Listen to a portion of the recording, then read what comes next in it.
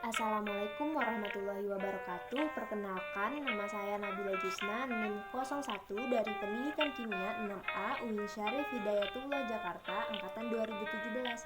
Pada kesempatan kali ini, Nabila ingin menampilkan sebuah video tentang tanaman hidroponik dari mata kuliah Bioteknologi di bidang pertanian. Nah, lalu apa sih hidroponik itu sendiri? Jadi hidroponik itu adalah suatu budidaya menanam dengan memanfaatkan air tanpa tanah dan menekankan pada pemenuhan kebutuhan nutrisi bagi tanaman tersebut. Nah, jenis tanaman apa aja sih yang bisa ditanam dengan teknik hidroponik? Contohnya itu ada sayur kangkung, sayur bayam, brokoli, tomat, cabai, dan juga pakcoy. Sebenarnya masih banyak. Dan pada kesempatan kali ini, Nabila itu menanam sayur kangkung dan memberi perlakuan terkena cahaya dan juga yang kurang cahaya. Nah, pembuatan video kali ini adalah untuk kita mengetahui alat dan bahan yang digunakan untuk membuat tanaman hidroponik dan juga langkah kerja yang kita lakukan untuk membuat tanaman hidroponik, hasilnya, dan juga manfaat-manfaat tanaman hidroponik di kehidupan kita. Nah, apa aja sih alat-alat yang digunakan untuk membuat tanaman hidroponik? Alat-alatnya itu ada gunting, ada penggaris, ada botol bekas, ada kain flanel, ada rockwool. Sedangkan bahannya itu adalah benih kangkung, nutrisi A dan B mix, dan juga air. Setelah ini, Nabila akan menunjukkan langkah kerja untuk membuat tanaman hidroponik. Hal yang pertama dilakukan adalah memotong botol bekas menjadi dua bagian. Bagian pertama adalah bibir botol dan bagian yang kedua adalah tubuh botol.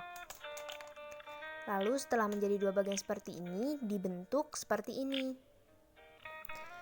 Langkah yang kedua adalah memotong bagian rockwool dan disesuaikan dengan bagian bibir botol. Rockwool digunakan sebagai media tanam hidroponik yang mampu menyerap banyak pupuk cair sekaligus udara yang membantu pertumbuhan akar dalam penyerapan unsur hara, mulai dari tahap persemaian sampai pada fase produksi. Keunggulan pemanfaatan rockwool sebagai media tanam yaitu dapat mengoptimalkan peran pupuk.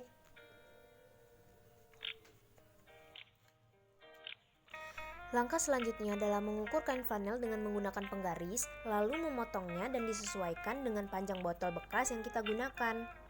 Kain flanel fungsi utamanya dalam hidroponik adalah untuk menyalurkan nutrisi yang dilarutkan dalam air agar mencapai pada akar tumbuhan. Kain flanel merupakan salah satu bahan yang harus disiapkan dalam bercocok tanam hidroponik. Saya menggunakan kain flanel karena memakai sistem wick atau botol, sehingga ada jarak pisah antara air dan akar tanaman.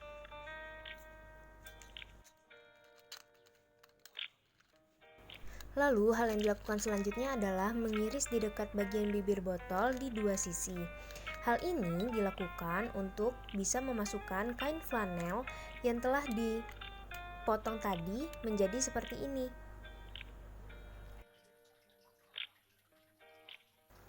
Selanjutnya saya meletakkan rockwool di atas kain flanel di dalam botol, lalu saya melembabkan rockwool dengan beberapa tetes air di setiap wadahnya.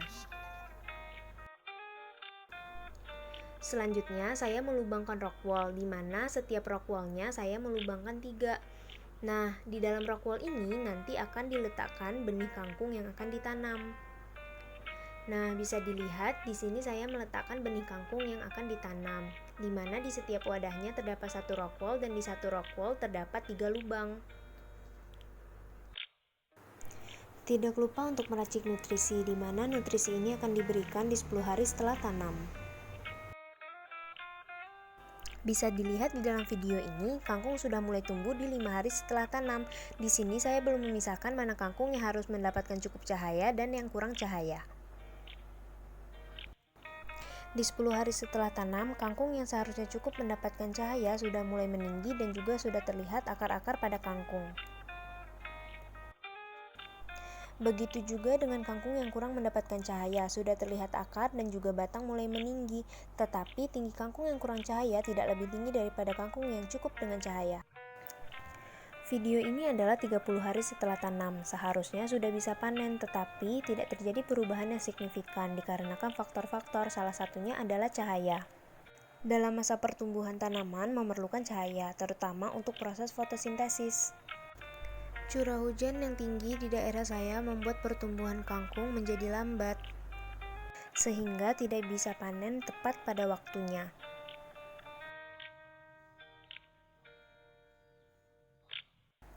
Sedangkan di 30 hari setelah tanam, pada kangkung yang tidak mendapatkan cahaya sama sekali, benih tidak tumbuh, daun juga mulai menguning, batang tidak kokoh, dan jumlah helai daun tidak sebanyak pada kangkung yang mendapatkan cahaya.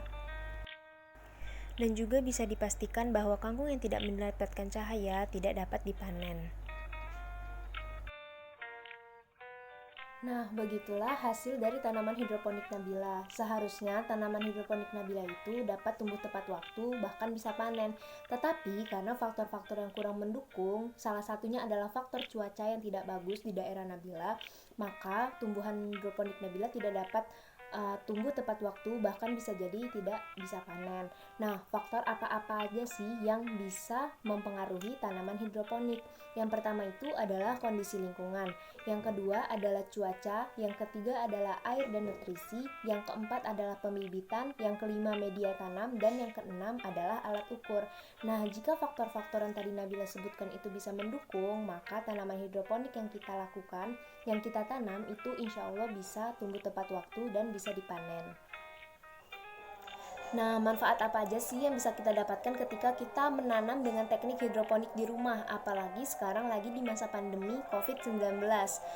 Nah, selain kita bisa memanfaatkan barang-barang bekas yang ada di rumah sebagai wadah tempat untuk menanam hidroponik, kita juga tanpa sadar melakukan pencegahan penyebaran COVID-19 karena kita tidak mengunjungi tempat ramai seperti pasar hanya untuk membeli sayur-sayuran, karena sayur-sayuran tersebut sudah kita tanam dengan teknik hidroponik di rumah.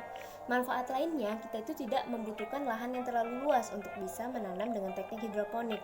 Lalu manfaat lainnya juga, kuantitas dan kualitas dari tanaman hidroponik sudah pasti dijamin bagus. Kita juga bisa melakukan pengendalian hama dan penyakit pada tumbuhan secara langsung. Nah, dan juga manfaat lainnya, kita hanya memanfaatkan air dan juga pupuk nutrisi yang dibutuhkan oleh tanaman kita. Jadi, teknik hidroponik itu lebih praktis kita lakukan di masa pandemi COVID-19 ini. Nah, begitulah teknik hidroponik mulai dari alat dan bahan, langkah kerja, hasil, dan juga manfaat hidroponik di masa pandemi COVID-19 seperti sekarang ini. Saya pribadi Nabila Yusna mengucapkan terima kasih kepada Allah Subhanahu wa taala dan juga kepada ibu dosen yang saya kagumi, yaitu Ibu Dr. Insinyur Haja Siti Suryaningsih MSI, atau yang biasa kami panggil dengan sebutan Ibu Asi, karena telah memberikan tugas hidroponik di mata kuliah bioteknologi dalam bidang pertanian, sehingga saya lebih tahu bagaimana teknik hidroponik yang benar, dan juga merupakan pengalaman yang baru bagi saya karena baru pertama kali menanam dengan teknik hidroponik. Lebih dan kurangnya saya mohon maaf. Wassalamualaikum warahmatullahi wabarakatuh.